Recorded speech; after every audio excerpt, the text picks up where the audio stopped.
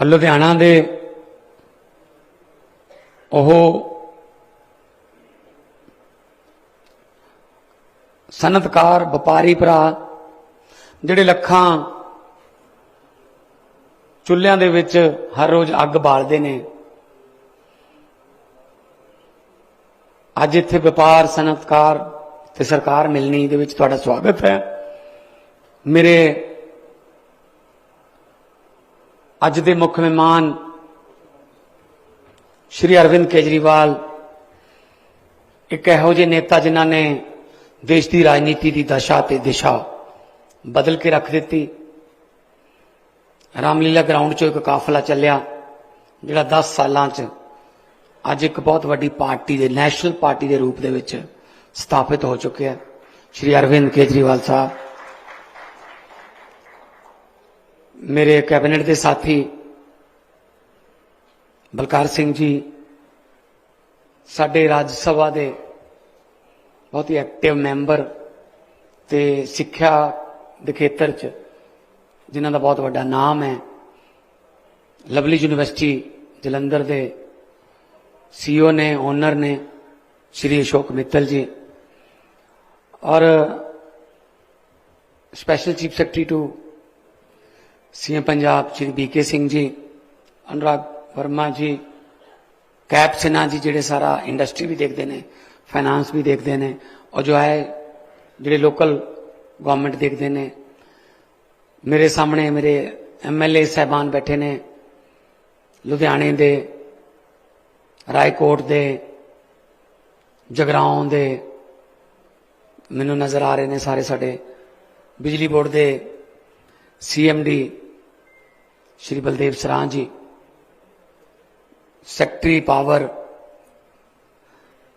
तेजवीर जी, deputy commissioner Ludhiana साक्षी जी, SSP साहब CP Kuldeep जी, मेरे सारे अफसर उंगलों ते इदां सारे दे नाम याद ने।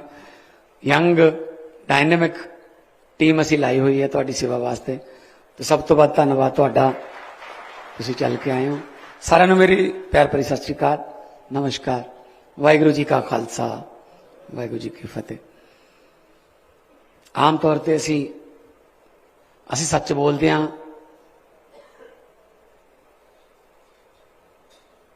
अज तो 2-3 महीने पहला भी इत्थे फंक्शन किया सी, तो मैं तुहानूं कहा सीगा कि असी अज ये प्रोग्राम वोटां लैण वास्ते नहीं आए, पर अज मैं तुहानूं एक पहले ही कह देना, असी वोटां लैण वास्ते आए हैं। सच बोलते हैं असी, क्योंकि उस वेले नहीं आए सी, उस वेले कोई पता नहीं सी की होऊगा किवें होऊगा। हुण जदों देश इलैक्शन मोड च जा रहा है, तो एक पोलीटिकल पार्टी के प्रधान होने के नाते, प्रधान भी हाँ पंजाब का मैं, तो मेरे नैशनल प्रधान के मौजूदगी च, तो फिर मैं तुहानूं दस दिना कि वोटां काहदे वास्ते लैण आए हैं। वोटां असीं अपणियां कुर्सियां वास्ते लैण आए, असीं कोई वो वोटां अपने पुत्त पोतियां नूं रेते दीयां खड्डां दवाउण वास्ते वोटां मंगण नहीं आए, असीं कोई ट्रांसपोर्टां च हिस्सा पाउण नूं वोटां मंगण नहीं आए, असीं कोई ब्रैड की कंपनी नाल 1 रुपया साझा करन नहीं आए भी वोटां नां दे दो, असीं कोई हवेलियां नहीं दबण वास्ते वोटां मंगण आए, असीं कोई सिसमा महल बनाउण वास्ते वोटां मंगण नहीं आए, असीं वोटां तुहाडे बच्चों वास्ते मंगण आए हां। एक बारी नैशनल लैवल की शक्ति साडे हत्थ दे दोगे, तुहाडे बच्चों के हत्थ होर मजबूत कर देंगे, तुहाडा फ्यूचर होर असीं महफूज कर देंगे, सुरक्षित कर देंगे। क्योंकि जिस तरीके की सरकारां चल रही हैं, काम नहीं करन देंदे, खास तौर पर नॉन BJP गवर्नमेंट जिहड़ी स्टेट्स ने, तमिलनाडु हो गया, केरला हो गया, झारखंड हो गया, बंगाल हो गया, दिल्ली ते पंजाब। मैनूं नहीं समझ लगती कि साडे फैडरल गवर्नमेंट जिहड़ी है, प्रधानमंत्री सब दा सांझा हुंदा है, प्रधानमंत्री किसी एक थां दा नहीं हुंदा, एक खित्ते दा नहीं हुंदा, सारे देश दा हुंदा। पता नहीं उन्हें 4-5 स्टेटां ते लाल लकीर क्यों मार रखी है कि इन्हों कुछ नहीं कर देना। कि इत्थे लोग नहीं रहिंदे, कि इत्थों के लोग देश के रखवाले नहीं है, कि इत्थों के लोग देश भगत नहीं है, कि इत्थों के लोग टैक्स नहीं देंगे। लकीर मार रखी है बस। गलत गल है। इस तरह का देश दे ही देश ना वितकरा चंगा नहीं। अंग्रेज आए सी लुट के लै गए, वो तो लुट्टण ही आए सी, पर दुख इस गल दे साडे अपने सानू ही लुट्टी जांदे, साडा ही पैसा रोकी बैठे। 8,000 करोड़ रुपया सेंट्रल गवर्नमेंट रोकी बैठी है पंजाब का। जो 8,000 करोड़ रुपया मेरे को कल नूं आ जाए, किन्ने ज्यादा हस्पताल बना दूंगा मैं, किन्नियां ज्यादा दवाइयां फ्री कर दूंगा, किन्ने ज्यादा स्कूल ऑफ एमिनेंस बन जाएंगे, किन्ने फोकल पॉइंट बनणगे, किन्ने SEZ बना दूंगा, किन्ना मैं पैसा जिहड़ा इंडस्ट्री ते होर ला दूंगा जे दे देण। पर इस गल की सजा कि तुसीं किसी होर नूं वोटां पाउने हो। ਇਹਦਾ ਇੱਕੋ ਹੀ ਤਰੀਕਾ। ਮੈਂ ਬਥੇਰਾ ਗਿਆ ਨੀਤੀ ਯੋਗ ਵਗੈਰਾ ਚ ਕਿ ਮੇਰੇ ਪੈਸੇ ਉਹ ਮੈਨੂੰ ਇੱਕ ਨੀਤੀ ਯੋਗ ਦਾ ਅਫਸਰ ਕਹਿੰਦਾ ਜੀ ਇੱਥੋਂ ਨਹੀਂ ਮਿਲਨੇ, ਮੱਝ ਮੂਰੇ ਬੀਨ ਵਜਾਉਣ ਦਾ ਕੋਈ ਫਾਇਦਾ ਨਹੀਂ। ਮੈਂ ਕਿਹਾ ਫਿਰ ਕਿੱਥੋਂ ਮਿਲਨੇ ਯਾਰ? ਕਹਿੰਦਾ ਪੰਜਾਬ ਦੇ ਲੋਕਾਂ ਕੋਲੇ ਜਾਓ। ਮੈਂ ਕਿਹਾ ਲੋਕਾਂ ਕੋਲ ਤਾਂ ਆਇਆ, ਪੰਜਾਬ ਦੇ ਲੋਕਾਂ ਨੇ ਤਾਂ ਕਰਤਾ ਕੰਮ। 117 ਚੋਂ 92 ਦੇਤੀਆਂ। ਕਹਿੰਦਾ ਨਾ ਇੱਕ ਝੱਟ ਹੋਰ ਮਾਰ ਲਓ। ਮੈਂ ਕਿਵੇਂ?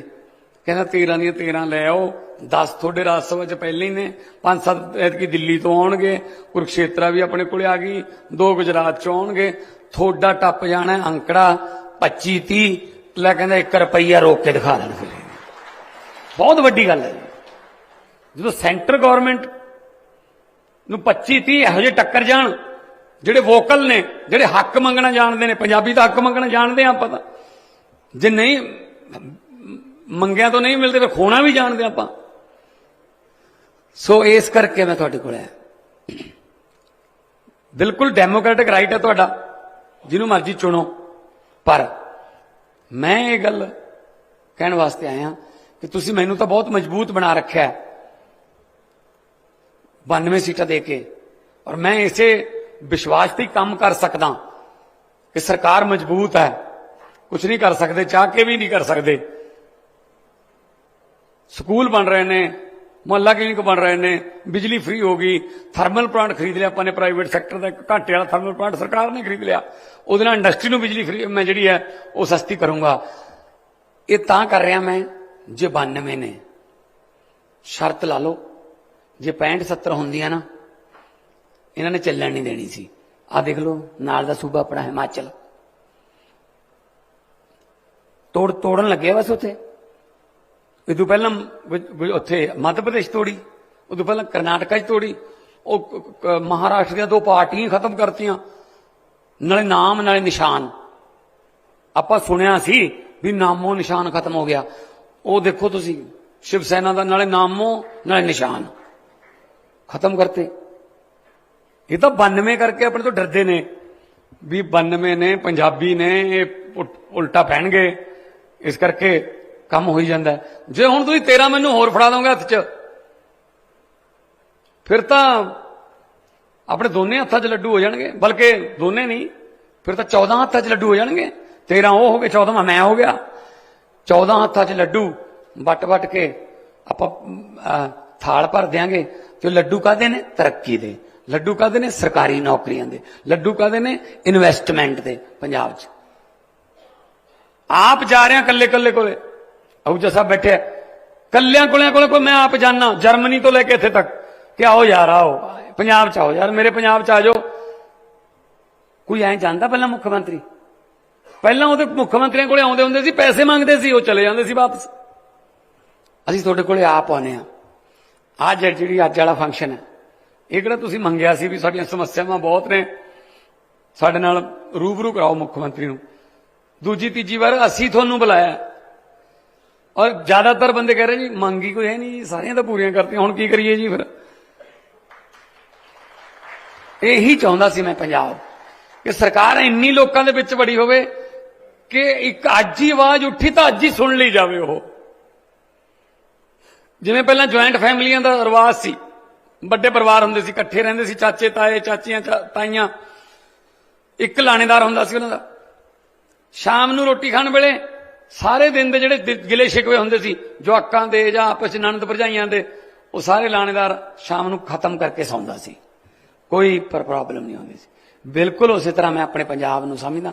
ठीक है, तुसीं मैनूं मुखी चुनिया होया, तुसीं मेरे परिवार का हिस्सा हो। कोई भी शिकवा गिला अज ही उठिया, अज ही खत्म हो जाना चाहिए। अज ही तुसीं कहा कि इनू बढ़ा के OTS नूं 2 महीने बढ़ा देने। उन्होंने कहा जैन साहब ने कि प्लास्टिक की इंडस्ट्री का कल नूं ही असीं मीटिंग बुला के जिहड़ा रूल दे विच चेंज करना होया कर देंगे। तुसीं देखो, तुसीं किहड़ा कोई चोरी करने वास्ते मंग रहे हो ये गल कि आह कर दो जी, उहदे नाल फिर मैनू चोरी की इनकम इन्नी वाजू। तुहाडी इनकम वधूगी तो मेरा भी तो रेवन्यू वधूगा ना। तुसीं तुहाडा वध प्लास्टिक विकूगा तो मेरे को ही आऊगा ना GST जां उहदा जिहड़ा उत्ते टैक्स है वो मेरे खजाने च आऊगा, तो मैं खजाने चो थोड़े ते वापस लाऊंगा कि किसी न किसी तरीके नाल। वध बच्चों नौकरियां दे देंगे, बिजली माफ होर कर देंगे। वड्डी गल जिहड़ी मैं तुहानूं दस्सण लग्या, जिहड़ा GVK दा थर्मल प्लांट सी 540 मैगावाट का गोइंदवाल साहब विखे पंजाब सरकार ने 1 फरवरी नूं पूरे पेपरां समेत 1080 करोड़ रुपए च खरीद लिया। क्यों खरीदिया? पहला तो बेचते होंदे सी, नीलों वाला रेस्ट हाउस, मेरे ख्याल अमलतास का भी करता काम, इधर अमलतास है ना, आपदे दोस्तां नूं बेच दिंदे ने, वो बाद उत्थे 5 स्टार होटल बना लेंदे ने। ये दिखा दिंदे ने साडा घाटे च है। असीं उल्टा किया, असीं घाटे चल रहा कि प्राइवेट आप खरीदिया सब तो सस्ता सौदा दुनिया का। मैं दसदा किवें रनिंग कंडीशन च है। CM साहब गए सी उत्थे गोइंदवाल साहब, श्री गुरु अमरदास थर्मल प्लांट का नाम रखा। श्री गुरु अमरदास जी तीजे गुरु जिहड़े अपने सारी जिंदगी उन्होंने श्री गोइंदवाल साहब विखे बीती। सती प्रथा खत्म की, लंगर प्रथा शुरू की, उथों उन्होंने नां ते रखा। साडे कोले कोले दी खान है पंजाब कोले, 2015 तो बंद पई सी। झारखंड च है पछवाड़ा नाम है उस एरिए का, बंद पई सी।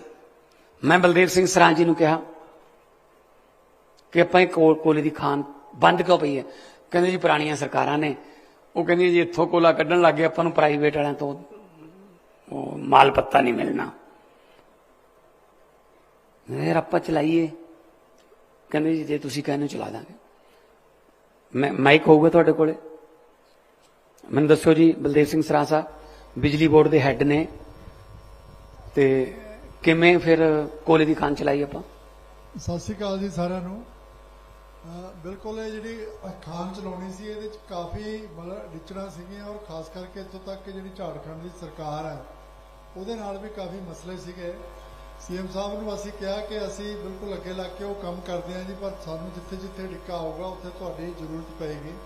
तो CM साहब ने उत्थों के मुख मंत्री साहब जी नाल जी ते तेजवीर जी होरां ने और सारे ने असीं लग के जिहड़े उत्थों के हेठले अफसरशाही सी और जो मिनिस्ट्री ऑफ कोल सी उन्हां नाल और नाल ही जिहड़े उत्थों के बहुत बड़े मसले सी, पुरानी जिहड़ी जो भी उत्थे वर्कर सीगे उन्हां दे बहुत बड़े मसले सी, सारे वो असीं मसले हल करके उत्थों जिहड़ी खान जिहड़ी अपना सीगा कोला 70 लाख टन कोला उत्थों सानूं आएगा जी।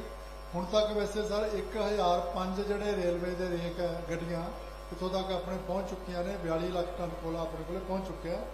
70 लाख टन पर ईयर। हुण उह दिक्कत की सी, कोला ज्यादा हो गया और कोले नूं सिर्फ सरकारी थर्मल प्लांट च यूज कर सकते हैं। कोल इंडिया का रूल है। 1 लाख टन के नाल सर 11 करोड़ का जिहड़ा है फायदा होना है। मतलब 1 लाख टन कोला उत्थों कड्ढण नाल जिहड़ा कोला आपां दूजे पासों लैंदे खरीदे सी जिहड़ा, हाँ जी 11 करोड़ का फायदा होना, लगभग मतलब 700-800 करोड़ रुपए का सालाना उत्थों जिहड़ा 700-800 करोड़। Thank you. और नाल फिर सानू रुकना पैंदा सी। थर्मल प्लांट 2 सी, 3 प्राइवेट सी, प्राइवेट नूं कोला दे नहीं सकते। तो असीं की कहा कि कोला 10-10 दिन वास्ते सानू कहना पैंदा सी कोल इंडिया नूं कि सानू 10 दिन की छुट्टी दिओ, असीं कोला साडे कोल बहुत ज्यादा आ गया। जदों आ पता लग्या कि जीवीके वाले घाटे चल रहे हैं क्योंकि इन्हों कोला महंगा मिलता प्राइवेटा नूं। तो फिर मैं सरां साहब नूं कहा, मैं कहा जी ये सौदा माड़ा नहीं, कोला अपने कोले हैगा ते जे आपां ये खरीद लीए सानू पता लग्या कि तो बड़े बड़े आ जाएंगे तां जे बोली लग गई सरकार उत्थे कित्थे खड़ूगी। असीं कहा भी सरकार नाल तां एग्रीमेंट होया होया पीपीए, ऐ किवें बेच देणगे, साडे नाल तां एग्रीमेंट कर चुके ने, इनू भी हुण करिए फिर रौला पाइए जिवें अपने पंजाब नहीं करते। पंजाब आपां कहने आ जिहड़ा प्लाट जा जिहड़ा कोई चीज़ विकण नहीं देनी ਉਹਦੇ ਬਾਰੇ ਕਹਿੰਦੇ ਨੇ ਰੌਲੇ ਵਾਲਾ ਭਾਈ। ਅਸੀਂ ਇਹੀ ਕਹਿੰਦਾ ਰੌਲੇ ਵਾਲਾ ਇਹ, ਇਹਨੂੰ ਨਾ ਲੈ ਲਿਓ ਕਿਤੇ ਕੋਈ, ਇੱਥੇ ਪੰਗਾ ਪਊ ਗੌਰਮੈਂਟ ਨਾਲ। ਵਪਾਰੀ ਕਹਿੰਦਾ ਮੈਂ ਕਾਹਦੇ ਵਾਸਤੇ ਪੰਗਾ ਲੈਣਾ। ਬਾਅਦ ਚ ਅਸੀਂ ਉਹ ਕਹਿਤਾ ਵੀ ਚਲ ਸਾਨੂੰ ਦੇ ਦਿਓ। ਫਿਰ 1080 ਕਰੋੜ ਚ ਲਿਆ। ਜੇ ਅੱਜ ਲਾਉਣਾ ਹੋਵੇ ਸੇਮ ਮੈਗਾਵਾਟ ਪ੍ਰੋਡਕਸ਼ਨ ਦਾ 4 ਸਾਲਾਂ ਨੂੰ ਲੱਗੂਗਾ, ਪ੍ਰੋਡਕਸ਼ਨ ਦੇਣ ਲੱਗੂਗਾ ਤੇ ਉਹਦੀ ਕੀਮਤ ਪਊਗੀ 8 ਕਰੋੜ 35 ਲੱਖ ਰੁਪਇਆ ਪਰ ਮੈਗਾਵਾਟ। ਜਿਹੜਾ ਅਸੀਂ ਖਰੀਦਿਆ ਉਹ 2 ਕਰੋੜ ਰੁਪਇਆ ਪਰ ਮੈਗਾਵਾਟ ਤੇ ਹੈ, ਦੁਨੀਆ ਦਾ ਸਭ ਤੋਂ ਸਸਤਾ। ਉਹਦੇ ਨਾਲ ਕੀ ਫਾਇਦਾ ਹੋਊਗਾ? ਦੇਖੋ ਘਰੇਲੂ ਚ ਤਾਂ ਮੈਂ ਪਹਿਲਾਂ ਹੀ ਬਿਜਲੀ ਫ੍ਰੀ ਦੇ ਰਿਹਾ, 90% ਘਰਾਂ ਨੂੰ ਬਿਜਲੀ ਫ੍ਰੀ ਦੇ ਰਿਹਾ। ਹੁਣ ਵਾਰੀ ਆਊਗੀ ਇੰਡਸਟਰੀ ਦੀ। ਹੁਣ ਉਹ ਜਿੱਥੋਂ ਜਿਹੜਾ ਉੱਥੋਂ ਸਾਨੂੰ ਬਿਜਲੀ ਪੈਦਾ ਹੋਊਗੀ, ਮੈਂ ਇੰਡਸਟਰੀ ਦੀ ਬਿਜਲੀ ਸਸਤੀ ਕਰੂੰਗਾ ਤਾਂ ਕਿ ਤੁਹਾਡਾ ਪ੍ਰੋਫਿਟ ਵੀ ਵਧੇ ਤੇ ਇਨਵੈਸਟਮੈਂਟ ਵੀ ਆਵੇ। ਇਹ ਵਿਜ਼ਨ ਹੈ। ਇਹ ਮੁੱਖ ਮੰਤਰੀਆਂ ਦੇ ਕੰਮ ਇਹ ਹੁੰਦੇ ਨੇ। ਮੁੱਖ ਮੰਤਰੀਆਂ ਦੇ ਕੰਮ ਇਹ ਨਹੀਂ ਹੁੰਦੇ ਵੀ ਇਹਦੇ ਸਰੋਪਾ ਪਾਤਾ ਉਹਦੇ ਪਾਤਾ ਬੋਲੇ ਸੋ ਨੇ ਹਾਂ ਸਾਡਾ ਪਰਿਵਾਰ ਬਚਾਓ, ਸਾਡਾ ਪੰਜਾਬ ਬਚਾਓ। ਪਤਾ ਨਹੀਂ ਕਿੱਥੋਂ ਬਚਾਓ, ਕਿਤੋਂ ਬਚਾਓ ਯਾਰ, ਤੁਹਾਡੇ ਤੋਂ ਬਚਾ ਕੇ ਹਟਿਆ ਜੀ। ਹੁਣ ਸੇ ਕੋਈ ਇੱਕ ਮੁੱਖ ਮੰਤਰੀ ਦਾ ਇਹ ਕੰਮ ਹੁੰਦਾ ਵੀ ਜਿਹੜੀ ਫੈਕਟਰੀ 'ਚ ਖੜ ਗਿਆ ਉਹ 'ਚ ਹਿੱਸਾ ਪਾ ਲਿਆ। ਜੇ ਹਵੇਲੀ ਵਾਲਿਆਂ ਨੇ ਮਨਾ ਕਰਤਾ ਉਤੋਂ ਦੀ ਓਵਰਬ੍ਰਿਜ ਕੱਢਤਾ। ਆਹ ਕੰਮ ਹੁੰਦਾ ਸਰਕਾਰਾਂ ਦਾ। ਕਿਤੇ ਦਿੱਕਤਾਂ ਪੇਸ਼ ਕਰਨੀਆਂ। ਸੋ ਇਹ ਮੈਂ ਕਰਨਾ ਆ ਕਿ ਇੰਡਸਟਰੀ ਨੂੰ ਅਸੀਂ ਬਹੁਤ ਵੱਡੇ ਲੈਵਲ ਤੇ ਪ੍ਰਮੋਟ ਕਰ ਰਹੇ ਹਾਂ। ਤੁਹਾਡੇ ਕੋਲੇ ਆਪ ਸਾਈਕਲ ਵੈਲੀ 'ਚ ਤੁਸੀਂ ਦੇਖਿਆ ਹੋਣਾ ਟਾਟਾ ਸਟੀਲ ਆ ਰਿਹਾ ਹੈ, ਠੀਕ ਹੈ ਨਾ, ਗ੍ਰਾਸਿਮ ਪੇਂਟਸ ਆ ਰਿਹਾ ਹੈ, ਸਨਾਤਨ ਟੈਕਸਟਾਈਲ ਆ ਰਿਹਾ ਫਤਿਹਗੜ੍ਹ ਸਾਹਿਬ ਦੇ ਨੇੜੇ, ਕਿਸਾਨ ਕੈਚਅਪ ਹਿੰਦੁਸਤਾਨ ਲੀਵਰ ਆ ਰਿਹਾ ਹੈ, ਵੱਡੀਆਂ ਕੰਪਨੀਆਂ ਵੀ ਆ ਰਹੀਆਂ ਨੇ ਨਾਲ। ਅਸੀਂ MSME ਉਹਨੂੰ ਵੀ ਬਚਾ ਰਹੇ ਹਾਂ, ਉਹਨੂੰ ਵੀ ਅਸੀਂ ਰੱਖਣਾ। ਦੇਖੋ ਜਿਹੜਾ ਘਰੇ ਹੈ ਪਹਿਲਾਂ ਉਹਨੂੰ ਤਾਂ ਤਕੜਾ ਕਰੀਏ ਨਾ, ਜਿਹੜੇ ਘਰੇ ਨੇ ਉਹ ਤਕੜਾ ਕਰੀਏ, ਇਹ ਜਾ ਕੇ ਬ੍ਰਾਂਡ ਐਂਬੈਸਡਰ ਬਣਨਗੇ। ਕਿਉਂਕਿ ਜਿਹੜਾ ਟਾਟਾ ਸਟੀਲ ਹੈ ਜਾਂ ਜਿਹੜਾ ਸਨਾਤਨ ਹੈ ਜਾਂ ਜਿਹੜਾ ਕਾਰਗਿਲ ਹੈ ਜਾਂ ਜਿਹੜਾ ਗੋਦਰੇਜ ਹੈ, ਇਹ ਐਵੇਂ ਨਹੀਂ ਪੈਸਾ ਲਾਉਂਦੇ। ਇਹ ਪਹਿਲਾਂ ਲੋਕਲ ਤੋਂ ਪੁੱਛਦੇ ਨੇ ਮਾਹੌਲ ਕਿਵੇਂ ਹੈ, ਲਾਅ ਐਂਡ ਆਰਡਰ ਕਿਵੇਂ ਹੈ, ਕੋਈ ਪ੍ਰੋਬਲਮ ਤਾਂ ਨਹੀਂ। ਫਿਰ ਜੇ ਇਹੀ ਲਾਅ ਐਂਡ ਆਰਡਰ ਨੂੰ ਪ੍ਰਭਾਵਿਤ ਰਹਿਣਗੇ MSME ਵਾਲੇ, ਇਹ ਕਿਉਂ ਕਹਿਣਗੇ ਵੀ ਇੱਥੇ ਨਾ ਹੀ, ਅਸੀਂ ਤਾਂ ਆਪ ਲੈ ਕੇ ਜਾਣ ਨੂੰ ਫਿਰਦੇ ਆਪਦੀ ਵਾਲੀ ਫੈਕਟਰੀ। ਇਹਦਾ ਮਤਲਬ ਉਹਨਾਂ ਦਾ ਇੱਥੇ ਆਉਣ ਦਾ ਮਤਲਬ ਸਾਡੇ MSME ਵਾਲਿਆਂ ਨੇ ਵੀ ਹਾਮੀ ਭਰੀ ਹੈ ਤੇ ਉਹਨਾਂ ਨੂੰ ਵੀ ਯਕੀਨ ਹੋਇਆ ਕਿ ਪੰਜਾਬ 'ਚ ਲਾਅ ਐਂਡ ਆਰਡਰ ਜਿਹੜਾ ਉਹ ਬਿਲਕੁਲ ਕਲੀਅਰ। ਨਹੀਂ ਤਾਂ ਟਾਟਾ ਸਟੀਲ ਆਪਣਾ ਸੈਕੰਡ ਬਿਗੇਸਟ ਆਫਟਰ ਜਮਸ਼ੇਦਪੁਰ ਲੁਧਿਆਣੇ 'ਚ ਨਹੀਂ ਲਾਉਂਦਾ ਸੀ ਜੇ ਲਾਅ ਐਂਡ ਆਰਡਰ ਦੀ ਦਿੱਕਤ ਹੁੰਦੀ। ਸੋ ਇਸ ਗੱਲੋਂ ਅਸੀਂ ਤੁਹਾਨੂੰ ਸ਼ੋਰਟੀ ਦਵਾਉਂਦੇ ਹਾਂ। ਹਰ ਰੋਜ਼ ਤੁਸੀਂ ਦੇਖਦੇ ਹੋਵੋਗੇ ਪੁਲਿਸ ਨੂੰ ਅਸੀਂ ਅਪਡੇਟ ਕਰ ਰਹੇ ਹਾਂ। ਪੁਲਿਸ ਨੂੰ ਨਵੀਆਂ ਗੱਡੀਆਂ, ਲੇਟੈਸਟ ਗੱਡੀਆਂ, ਨਵੀਂ ਪੁਲਿਸ ਪੈਦਾ ਕਰਤੀ SSF, ਜਿਹੜੀ ਸੜਕਾਂ ਤੇ ਸਿਰਫ ਜਾਨਾਂ ਬਚਾਉਂਦੀ ਹੈ। ਤੁਸੀਂ ਹੈਰਾਨ ਹੋ ਜਾਓਗੇ, 17 ਤੋਂ 18 ਮੌਤਾਂ ਦੀ ਐਵਰੇਜ ਸੀ ਇੱਕ ਦਿਨ ਦੀ ਪਰ ਡੇ ਔਨ ਦਾ ਸਪੌਟ। ਜਦੋਂ ਦੀ SSF ਬਣਾਈ ਹੈ, 1 ਫਰਵਰੀ ਨੂੰ ਬਣਾਈ ਹੈ, ਮੇਰੇ ਕੋਲ 15 ਦਿਨ ਦੀ ਰਿਪੋਰਟ ਆਈ ਹੈ। 15 ਫਰਵਰੀ ਤੱਕ ਉਹਨਾਂ ਨੇ 124 ਬੰਦੇ ਮੌਕੇ ਤੇ ਪੱਟੀ ਕਰਕੇ ਫਸਟ ਏਡ ਦੇ ਕੇ ਭੇਜਤੇ। 204 ਬੰਦੇ ਹਸਪਤਾਲਾਂ 'ਚ ਜ਼ਖਮੀ ਜਿਹੜੇ ਸੀਗੇ ਹਸਪਤਾਲਾਂ 'ਚ ਦਾਖਲ ਕਰਾਏ ਤੇ 15 ਦਿਨ ਦੀ SSF ਦੀ ਰਿਪੋਰਟ ਹੈ, ਸਿਰਫ 13 ਮੌਤਾਂ ਨੇ। ਕਿੱਥੇ ਇੱਕ ਦਿਨ ਦੀਆਂ 17 ਸੀ। ਬਹੁਤ ਵੱਡੀ ਗੱਲ ਹੈ। ਔਰ ਜਿਹੜੇ ਟਰੱਕ ਖਰਾਬ ਹੋ ਗਏ ਜਾਂ ਕੋਈ ਹੋਰ, ਉਹਨਾਂ ਨੂੰ ਚੱਕ ਕੇ ਪਾਸੇ ਕਰਤਾ। ਇਹਦਾ ਮਤਲਬ ਬਹੁਤ ਸਾਰੇ ਐਕਸੀਡੈਂਟ ਹੋਏ ਹੀ ਨਹੀਂ। ਬਹੁਤ ਵੱਡਾ ਫਾਇਦਾ ਹੋਊਗਾ ਇਸ ਚੀਜ਼ ਦਾ ਤੁਹਾਨੂੰ। ਆਲੇ ਦੁਆਲੇ ਹੁਣ ਸ਼ਾਨਦਾਰ ਗੱਡੀਆਂ ਤੁਹਾਨੂੰ ਜਿਹੜੀਆਂ ਸੜਕ ਤੇ ਮਿਲਣਗੀਆਂ ਉਹ ਸਮਝ ਲਓ ਪੁਲਿਸ ਦੀਆਂ ਨੇ। ਪਹਿਲਾਂ ਸਭ ਤੋਂ ਟੁੱਟੀਆਂ ਪੁਲਿਸ ਕੋਲੇ ਹੁੰਦੀਆਂ ਨੇ। ਧੱਕਾ ਸਟਾਰਟ ਪੁਲਿਸ ਕੋਲੇ, ਮੂਰਲਾ ਬੰਪਰ ਕਿਸੇ ਹੋਰ ਮਾਡਲ ਦਾ, ਮਗਰਲਾ ਬੰਪਰ ਕਿਸੇ ਹੋਰ ਮਾਡਲ ਦਾ, ਨੰਬਰ ਪਤਾ ਨਹੀਂ ਕਿੱਥੋਂ ਦਾ। ਬਲਕਿ ਕਈ ਵਾਰੀ ਤਾਂ ਥਾਣਿਆਂ 'ਚ ਵਿਚਾਰੇ ਅਪਰਾਧੀਆਂ ਦੀਆਂ ਮਿੰਨਤਾਂ ਕਰਕੇ ਰਹੇ, ਤੇਰੇ ਵਾਲਾ ਮੋਟਰਸਾਈਕਲ ਲੈ ਜਾ ਯਾਰ, ਥੋੜਾ ਜਿਹਾ ਮੈਂ ਲੈ ਕੇ ਜਾਣਾ ਯਾਰ ਜ਼ਿਆਦਾ। ਆਹ ਹਾਲਤ ਕਰਤੀ ਸਾਡੀ ਪੁਲਿਸ ਦੀ। ਅਸੀਂ ਉਹਨਾਂ ਨੂੰ ਇੱਜ਼ਤ ਦੇਣੀ ਆ। ਉਹ ਵੀ ਆਪਣੇ ਭਰਾ ਨੇ, ਉਹ ਵੀ ਆਪਣੇ ਧੀਆਂ ਪੁੱਤ ਨੇ, ਇੱਜ਼ਤ ਦੇਣੇ। ਔਰ ਨਾਲ डिग्रियां मुताबिक नौकरियां ने। इस वक्त पंजाब च पहली बार हो रहा सीएम साहब 10 DC कुड़ियां ने, एक किताब बैठी साक्षी, पहला पटियाले सी लुधियाने, तो 6 SSP कुड़ियां ने और यंग मुंडे कुड़ियां SSP 17-18 बैच भी असीं लैण लग गए हुण कि आओ भी आओ काम करो, क्योंकि जिहड़े नवे मुंडे कुड़ियां उन्हां नूं काम करन दा चाह हुंदा, जनून हुंदा।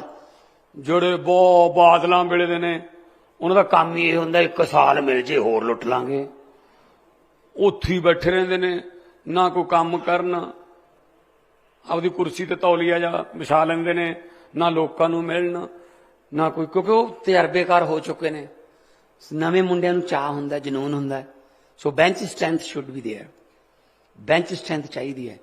ਕੱਲ ਨੂੰ ਵੈਸਟ ਇੰਡੀ ਦੀ ਟੀਮ ਹੁੰਦੀ ਸੀ ਇੱਕ ਵੇਲੇ, ਜਦੋਂ ਚ Desmond Haynes, Gordon Greenidge, Richie Richardson, Vivian Richards, Gus Logie, Jeffrey Dujon, Malcolm Marshall, Courtney Walsh, Courtney Ambrose, Carl Hooper, ਇਹੋ ਜਿਹੇ ਪਲੇਅਰ ਹੁੰਦੇ ਸੀ। ਕਿਸੇ ਨੂੰ ਨਹੀਂ ਉਹ ਜਿੱਤਣ ਦਿੰਦੇ ਸੀ। 7-7 ਫੁੱਟ ਦੇ ਕੱਦ ਸੀ। ਵੈਸਟ ਇੰਡੀ ਦੀਆਂ ਪਿੱਚਾਂ ਬਾਉਂਸੀ ਨੇ। ਅੱਧੇ ਜਿਹੜੇ ਦੇਸ਼ ਨੇ ਉਹਨਾਂ ਦੇ ਜਿਹੜੇ ਪਲੇਅਰ ਨੇ ਉਹ ਵੈਸਟ ਇੰਡੀ ਦੇ ਦੌਰੇ ਤੋਂ ਆਪ ਹੀ ਨਾਮ ਵਾਪਸ ਲੈ ਲੈਂਦੇ ਸੀ ਵੀ ਆਊਟ ਤਾਂ ਕਰਦੇ ਨਹੀਂ, ਬਾਹਾਂ ਲੱਤਾਂ ਹੀ ਤੋੜਦੇ ਆ ਉਹ ਤਾਂ ਬਸ। ਰਿਟਾਇਰਡ ਹਰਟ ਜ਼ਿਆਦਾ ਹੁੰਦੇ ਸੀ ਉੱਥੇ, ਕਿਉਂਕਿ 7 ਫੁੱਟ ਦਾ ਤਾਂ ਬੰਦਾ ਉੱਤੋਂ ਐਂ ਲੱਗਦਾ ਚਵਾਰੇ ਤੋਂ ਬਾਲ ਆ ਰਹੀ ਹੈ, ਉਹ ਬਾਹਾਂ ਤੋੜ ਦਿੰਦੇ ਸੀ। ਸ਼੍ਰੀਕਾਂਤ ਦੀਆਂ 2 ਵਾਰੀ ਬਾਹਾਂ ਤੋੜੀਆਂ ਪਲੇਅਰਾਂ ਦੇ। ਜਿੱਤੀ ਗਏ ਇੱਕ ਚੀਜ਼ ਭੁੱਲ ਗਏ, ਸਿਕੰਦਰ ਵਾਂਗੂ ਸਿਕੰਦਰ ਵਾਲਾ ਹਾਲ ਵੀ ਹੋਇਆ। ਬੈਂਚ ਸਟਰੈਂਥ ਬਣਾਉਣੀ ਭੁੱਲ ਗਏ ਕਿ ਯਾਰ ਕੋਈ ਨਵੇਂ ਮੁੰਡਿਆਂ ਨੂੰ ਵੀ ਇੱਕ ਅੱਧੇ ਨੂੰ ਮੌਕਾ ਦਿਆ ਕਰੀਏ, ਵਿੱਚ ਜਿੱਤੀ ਤਾਂ ਜਾਂਦੇ ਆ, ਇੱਕ ਅੱਧਾ ਪਲੇਅਰ ਨਵਾਂ ਵੀ ਪਾ ਲਈਏ, ਪਾਉਣਾ ਹੀ ਭੁੱਲ ਗਏ। ਅਚਾਨਕ 8 ਪਲੇਅਰ ਰਿਟਾਇਰ ਹੋ ਗਏ ਵੈਸਟ ਇੰਡੀ ਦੇ। ਅੱਜ ਬੰਗਲਾਦੇਸ਼ ਵੀ ਹਰਾਇਆ ਹੁੰਦਾ ਜੀ ਉਹਨਾਂ ਨੂੰ, ਉੱਥੇ ਜਾ ਕੇ ਉਹਨਾਂ ਦੇ ਘਰੇ ਜਾ ਕੇ ਹਰਾਇਆ ਹੁੰਦਾ ਬੰਗਲਾਦੇਸ਼ ਉਹਨਾਂ ਨੂੰ, ਕਿਉਂਕਿ ਬੈਂਚ ਸਟਰੈਂਥ ਨਹੀਂ ਬਣਾਈ ਟਾਈਮ ਤੇ। ਕੁਝ ਪਲੇਅਰ ਵਿੱਚ ਲੈਂਦੇ 2-2 3-3, ਉਹਨਾਂ ਦਾ ਐਕਸਪੀਰੀਅੰਸ ਹੁੰਦਾ ਤਾਂ ਟੀਮ ਖੜੀ ਰਹਿੰਦੀ। ਸਿਕੰਦਰ ਦਾ ਵੀ ਇਹੀ ਹਾਲ ਸੀ, 17.5 ਸਾਲ ਦੀ ਉਮਰ 'ਚ ਰਾਜਾ ਬਣ ਗਿਆ, ਲੱਗ ਗਿਆ 18 ਸਾਲ ਦੀ ਉਮਰ 'ਚ ਜਿੱਤਣ। ਇੱਕ ਰਾਜੇ ਨੂੰ ਜਿੱਤ ਲਿਆ, ਗਾਹਾਂ ਲੰਘ ਗਿਆ, ਦੂਜੇ ਨੂੰ ਜਿੱਤ ਲਿਆ, ਚਲ ਤੀਜੇ ਨੂੰ ਜਿੱਤ ਲਈਏ, ਚੌਥੇ ਨੂੰ ਜਿੱਤ ਲਈਏ, ਜਿੱਤੀ ਗਿਆ, ਵਾਪਸ ਆਉਣਾ ਭੁੱਲ ਗਿਆ। ਜਦੋਂ ਵਾਪਸ ਮੁੜਿਆ, ਜਿਹੜੇ ਜ਼ਖਮੀ ਜੇ ਸੀ ਜਿਹਨਾਂ ਨੂੰ ਜਿੱਤ ਕੇ ਲੰਘਿਆ ਸੀ ਉਹ ਖੜੇ ਹੋ ਗਏ, ਸਾਰੇ ਕਹਿੰਦੇ ਆ ਜਾ, ਜਾਏਗਾ ਕਿੱਥੋਂ ਦੀ ਹੁਣ ਫਿਰ। 32 ਸਾਲ ਦੀ ਉਮਰ 'ਚ ਮਲੇਰੀਆ ਨਾਲ ਮੌਤ ਹੋ ਗਈ ਸੀ। ਇਸੇ ਕਰਕੇ ਕਿਹਾ ਜਾਂਦਾ ਕਿ ਜੋ ਜੀਤਾ ਵਹੀ ਸਿਕੰਦਰ, ਕਿਉਂਕਿ ਸਿਕੰਦਰ ਹਾਰਿਆ ਨਹੀਂ ਸੀ, ਪਰ ਸਿਕੰਦਰ 32 ਸਾਲ ਦੀ ਉਮਰ 'ਚ ਵਾਪਸ ਆਉਣਾ ਭੁੱਲ ਗਿਆ ਸੀ। ਸੋ ਆਹ ਬੀਜੇਪੀ ਵਾਲੇ ਵੀ ਇਹੀ ਨੇ, ਹੁਣ ਜਿੱਤੀ ਜਾਂਦੇ ਨੇ, ਵਾਪਸ ਆਉਣਾ ਭੁੱਲਣਗੇ। ਦੇਖੋ ਲੋਕ ਜਿਹਨਾਂ ਦਾ ਕੀ ਹਾਲ ਕਰਦੇ ਆ, ਦੇਖਿਓ ਤੁਸੀਂ ਇਹਨਾਂ ਨਾਲ ਹੁੰਦੀ, ਦੇਖਿਓ ਕੀ ਹੈ। ਮੈਨੂੰ ਪਤਾ ਲੱਗੀ ਜਾਂਦਾ ਸਾਰਾ ਕੁਝ, ਕਿਉਂਕਿ ਮੈਂ ਲੋਕਾਂ 'ਚ ਹੀ ਰਿਹਾ ਪਹਿਲਾਂ, ਮੈਂ ਲੋਕਾਂ ਦੀਆਂ ਅੱਖਾਂ ਪੜ੍ਹ ਸਕਦਾ। ਸੋ ਇੰਡਸਟਰੀ ਕਿਸੇ ਵੀ ਸਟੇਟ ਦੀ ਨਬਜ਼ ਹੈ, ਔਰ ਸਭ ਤੋਂ ਪਹਿਲਾਂ ਡਾਕਟਰ ਕੋਈ ਵੀ ਇਲਾਜ ਕਰਨਾ ਵੀ ਸਭ ਤੋਂ ਪਹਿਲਾਂ ਨਬਜ਼ ਚੈੱਕ ਕਰਦਾ। ਸੋ ਇੰਡਸਟਰੀ ਨੂੰ ਨਬਜ਼ ਵਾਂਗੂ ਦੇਖਦੇ ਹਾਂ, ਤੇ ਨਬਜ਼ ਕਦੇ ਵੀ ਵਧਣੀ ਵੀ ਨਹੀਂ ਚਾਹੀਦੀ। ਨਬਜ਼ ਵੱਧ ਵੀ ਮਾੜੀ ਹੈ ਕਿ ਨਬਜ਼ ਤੇਜ਼ ਚੱਲ ਰਹੀ ਹੈ, ਨਬਜ਼ ਘਟਣੀ ਤਾਂ ਵੈਸੇ ਹੀ ਮਾੜੀ ਹੈ, ਬੰਦ ਤਾਂ ਫਿਰ ਬੰਦਾ ਹੀ ਮਰ ਜਾਂਦਾ।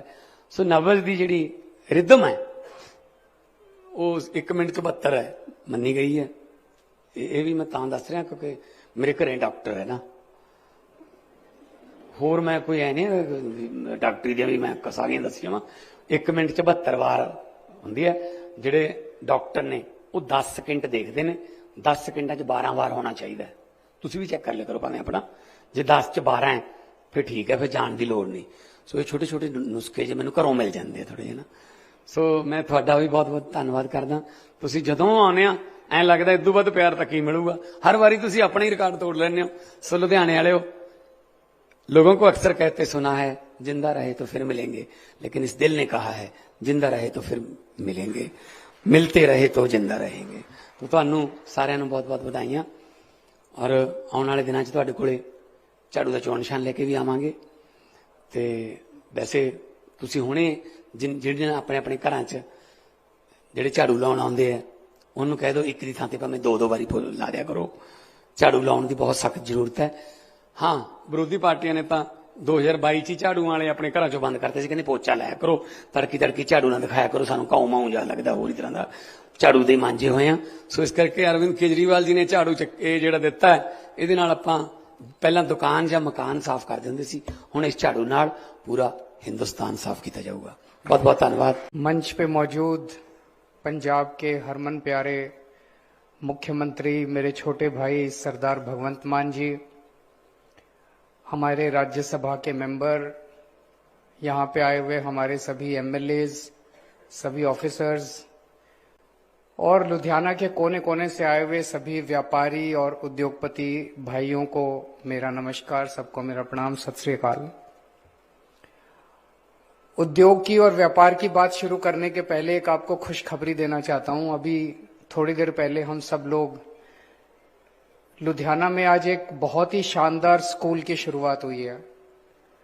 उसका नाम है school of excellence, school of eminence. सरकारी स्कूल है।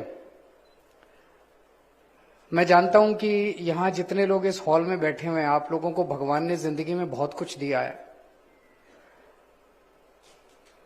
और मैं समझता हूं कि आप में से शायद किसी को भी सरकारी स्कूल में इंटरेस्ट नहीं होगा। मैं जान सकता हूं अगर यहां किसी का भी बच्चा सरकारी स्कूल में पढ़ता है तो जरा हाथ खड़ा कर दे।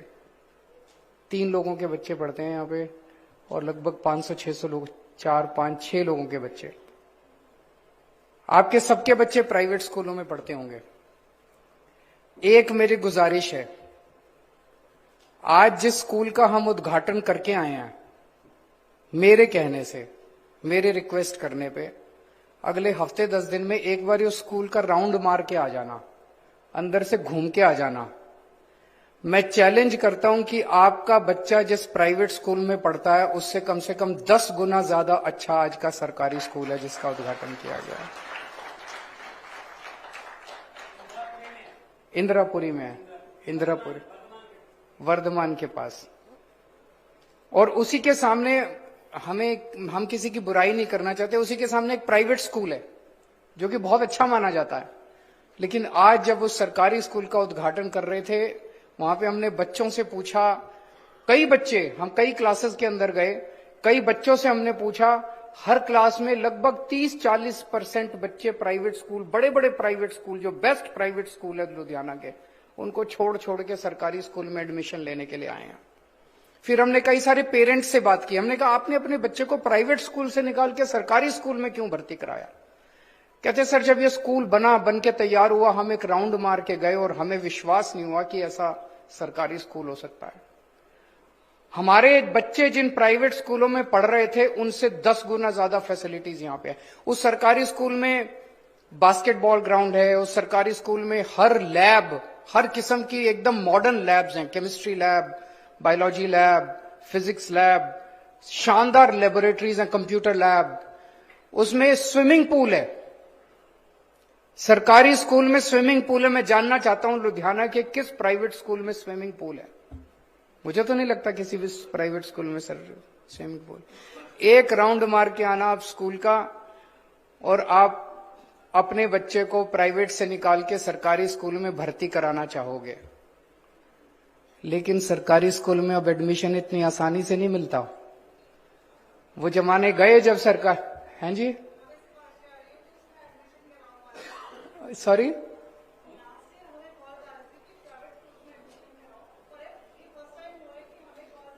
कि सरकारी, मैडम कह रही हैं कि पहले हमारे पास मैसेज आते थे कि सरकार हमें फलाने प्राइवेट स्कूल में एडमिशन करा दो, फलाने प्राइवेट स्कूल में एडमिशन करा दो।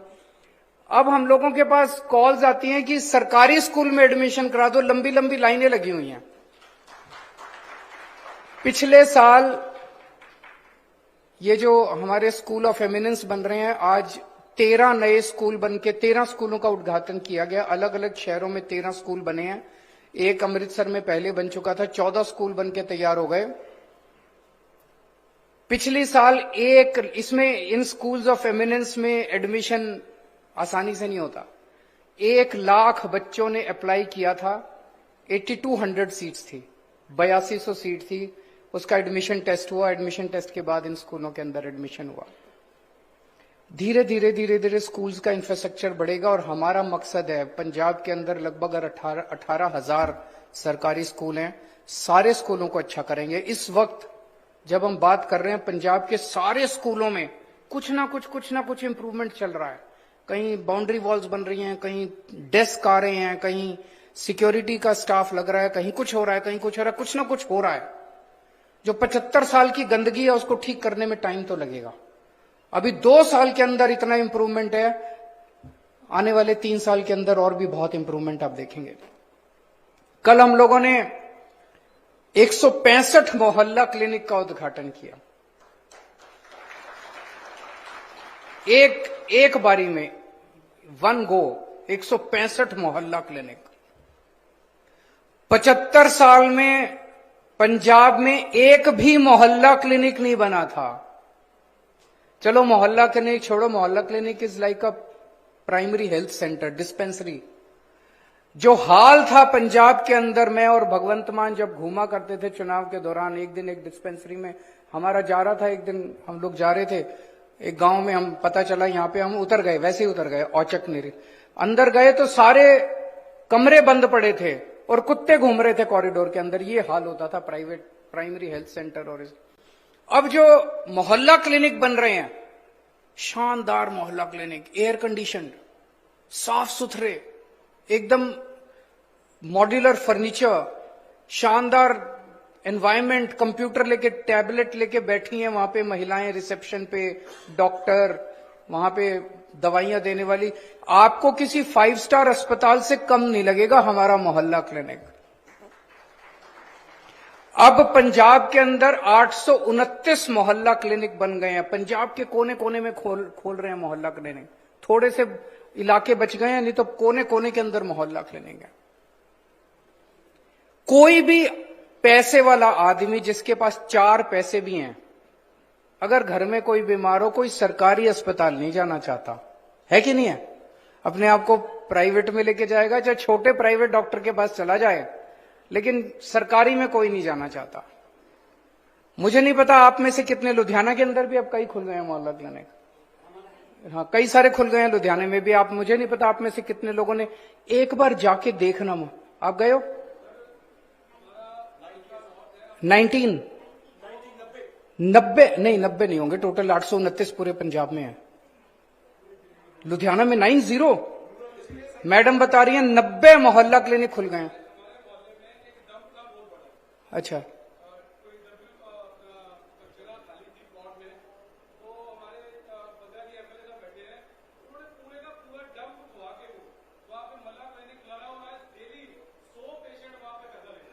अच्छा है कि नहीं है? इलाज अच्छा है कि नहीं है? आप में से कोई गया है मोहल्ला क्लिनिक में इलाज कराने के लिए? कम लोग गए हैं। एक बार जाके देखना। सरकार की जो हमारी परिभाषा है ना, सरकार मतलब खराब, वो बदल जाएगी आप लोगों की।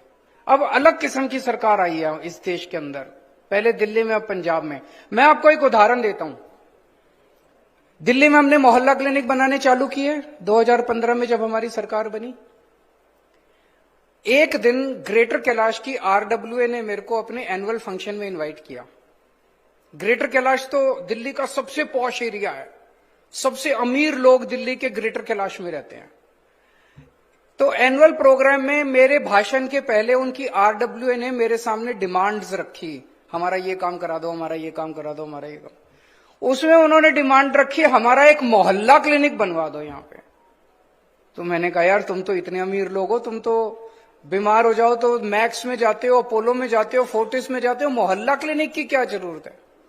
हमने उनके कहने पे एक मोहल्ला क्लिनिक बना दिया, उसके बाद उनकी डिमांड पे दूसरा बना, उसके बाद अब 3 मोहल्ला क्लिनिक ग्रेटर कैलाश में है।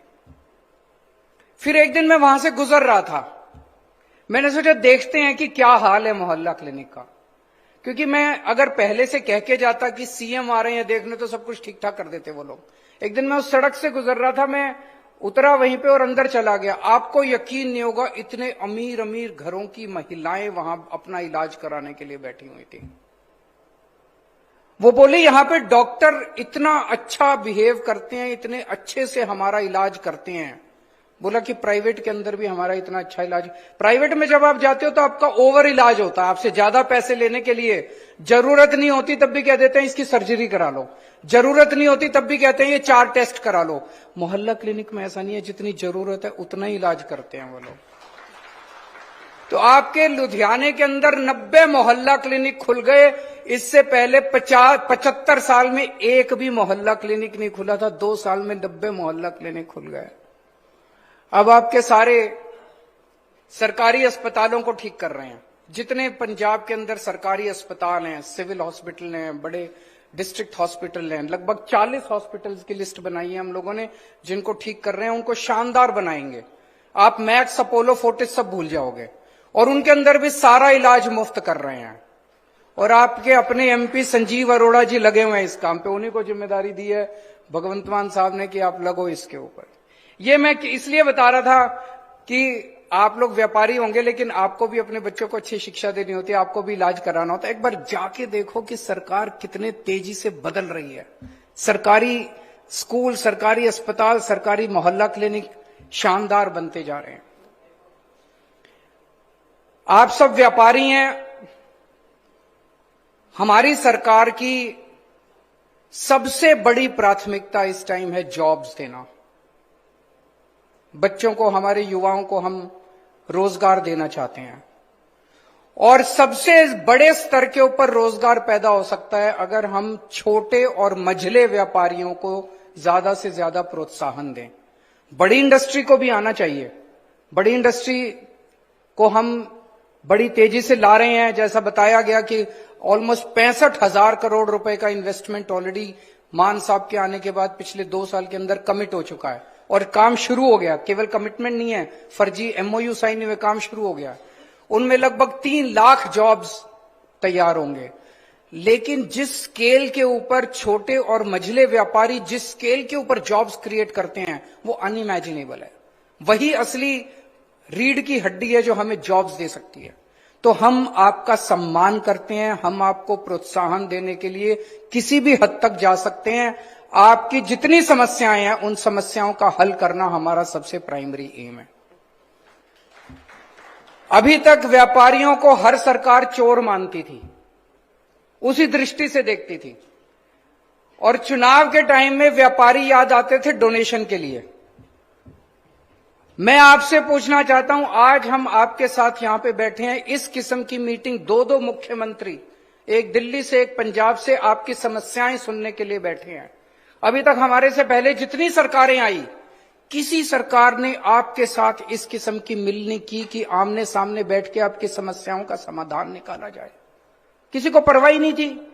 उनको तो यह था कि यार इस मार्केट से इतने पैसे इकट्ठे करके ले आओ, उस इंडस्ट्रियल एरिया से इतने पैसे, हमें आपसे आपके पैसे नहीं चाहिए, हमें आपका डोनेशन नहीं चाहिए, हमें आपका प्यार चाहिए, आपका आशीर्वाद चाहिए जो हमेशा आप लोगों ने हमें दिया है।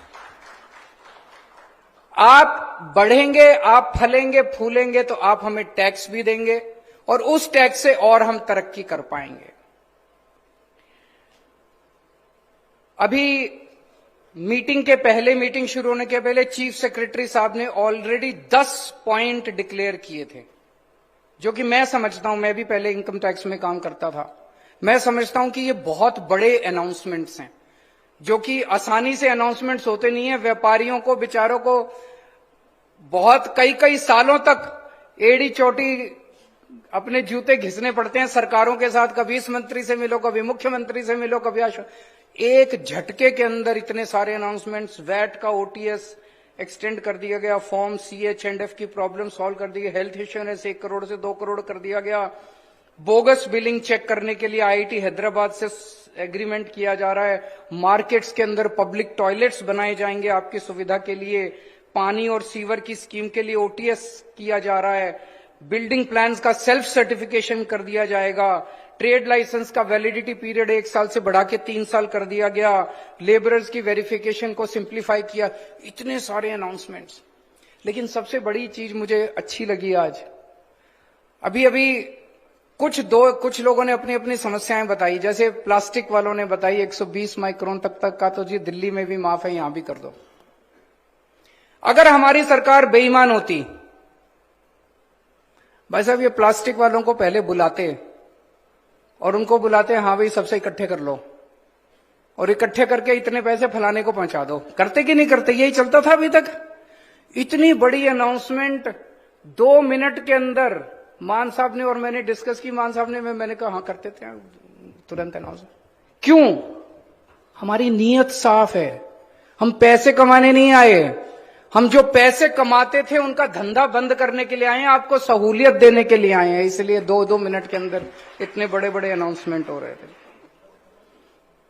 आप में से किसी ने बताया कि यहां आने के पहले ही कई सारी चीजें आपके मार्केट के अंदर बिजली की तारें इधर उधर होती थी। तो अगर इस तरह की मिलनियां होती रहें तो अफसरशाही भी थोड़ा सा कंट्रोल में रहती है। उनको भी लगता है यार सीएम आ रहे हैं, उसके पहले सारा ठीक कर दो। तो ये जो आज मिलनी हुई है, ये ऐसा नहीं है कि आज बस चुनाव के पहले में वोट चाहिए जैसे मान साहब ने बताया, और क्यों चाहिए उस पर भी आऊंगा मैं।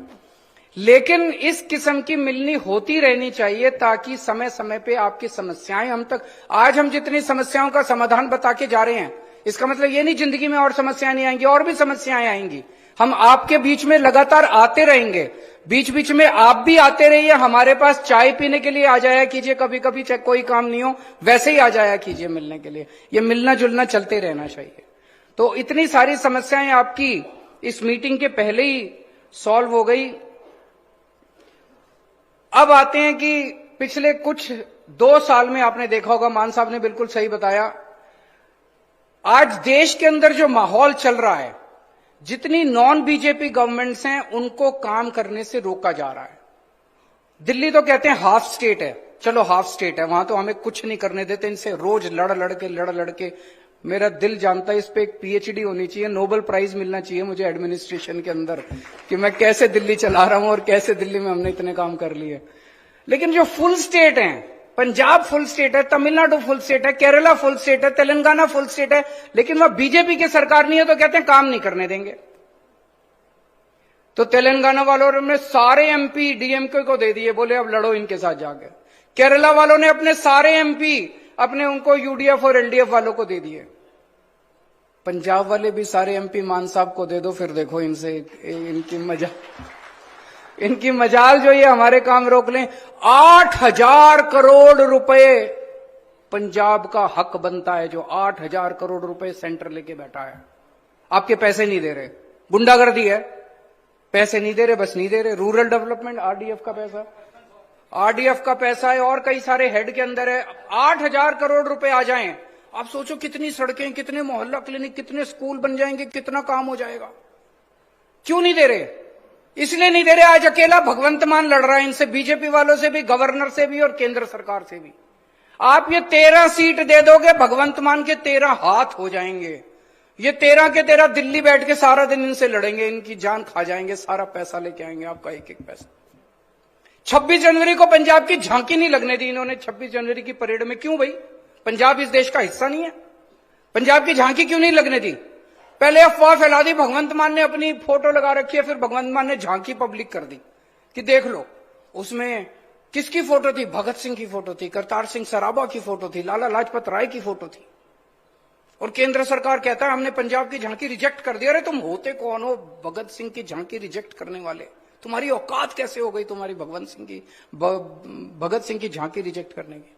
ये तो पंजाब के साथ पंजाब का अपमान है, पंजाब की बेइज्जती है, पंजाबियत की बेइज्जती है, पंजाबियों की बेइज्जती है कि 26 जनवरी के अंदर आपकी झांकी उन्होंने रिजेक्ट कर दी। आज अगर आपके 13 एमपी होते ढंग के, ये सारे एमपी जो आज पंजाब के, कहां हैं ये लोग? क्यों नहीं आपकी आवाज उठाते? संसद में क्यों नहीं आपकी आवाज बनते? नहीं बनते ये क्यों? आज आप दे दीजिए 13 के 13 एमपी, फिर मजाल केंद्र सरकार की अगली साल 26 जनवरी की झांकी सबसे आगे होगी पंजाब की। देख, तो आपसे आज वोट मांगने आए हैं। मैं मानता हूं पहले समस्याएं समाधान करना है, फिर वोट चाहिए, लेकिन वोट अपने लिए मांगने नहीं आए। मुझे अपने बच्चों को नौकरी नहीं दिलानी, मुझे अपने परिवार को, भगवंत मान को, अपने परिवार को सेट नहीं करना। हम सारे सेट हैं। आपके बच्चों के लिए, आपके परिवार के लिए, पंजाब के लोगों के लिए, पंजाब को खुशहाल करने के लिए हमें आपका वोट चाहिए। हमें 13 की 13 सीट चाहिए। 13 सीट होगी, हमारी ताकत बनेगी। आज अगर आपने 92 सीट्स नहीं दी होती, हमारी सरकार गिर गई होती, रोज हमारे एमएलए से कांटेक्ट कर रहे हैं, कभी कहते हैं 25 करोड़ ले लो, कभी कहते हैं ये ले लो वो ले लो। टूट नहीं रही हमारी, ना दिल्ली की सरकार टूट, दिल्ली वालों ने भी बड़ी मेहरबानी की, हमारे को 62 सीट दे दी 70 में से। टूट नहीं रही हमारी सरकार। इसी तरह से 13 एमपी दे दो, फिर देखो जो चमत्कार होता है पंजाब के अंदर। आप सब लोगों का बहुत बहुत शुक्रिया। अंत में मैं फिर से यही कहूंगा, यहां जितने लोग बैठे हैं, एक बार स्कूल का चक्कर मार के आना और एक बार मोहल्ला क्लिनिक का चक्कर मार के आना। Thank you.